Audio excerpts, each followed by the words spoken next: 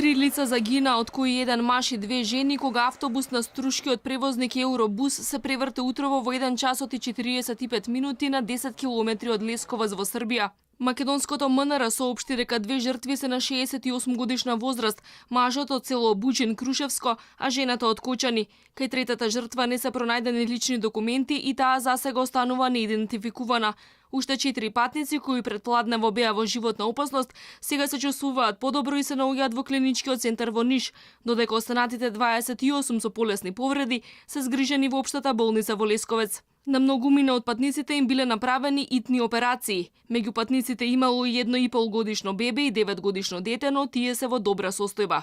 28 пациената е довежено. 28 патници се донесени во општата болница во Лесковац. Од нив 4 се примени на хирургија. Еден е опериран, еден е примен на ортопедија, а 23 пациенти се под надзор на службата за ургентна медицина со полесни телесни повреди. Сите пациенти се во животна опасност. По интервенциите синоќа очекувам состојбата да им се стабилизира. Од Лесковачката болница вела дека 14 пациенти ќе бидат пуштени на домашно лекување, а градот Лесковец ќе им обезбеди сместување и превоз до Македонија. Најголем дел од патниците спиеле во времето на несреќата и не знаат како точно таа се случила. Ги разбудила стравична слика. Спавал сам, не... Спиев, не знам како точно се случило. Слушнав само како луѓето врескаат. Во тие секунди кога се разбудив, автобусот веќе беше превртен. Спавала јака. Воопшто не се сеќавам, само видов дека сум долу и ништо друго. Добро сум, но малку набиено. Спавали смо ли повреди? Спиевме, повреди немам, добро сум, помина, ги чекам другите патници.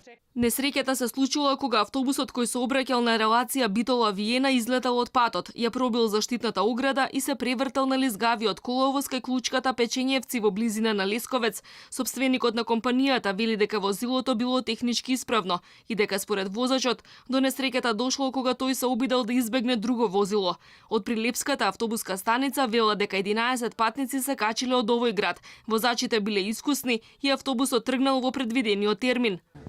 Едниот беше од Прилеп, другиот е од Мирки Срско. Редовно се обраќа на меѓународна линија, да речем, Битола-Виена, што така да речем искусни се по подолг период воза на таа иста линија, се десило што се десило во Лесковац, спремостоите биле многу тешки.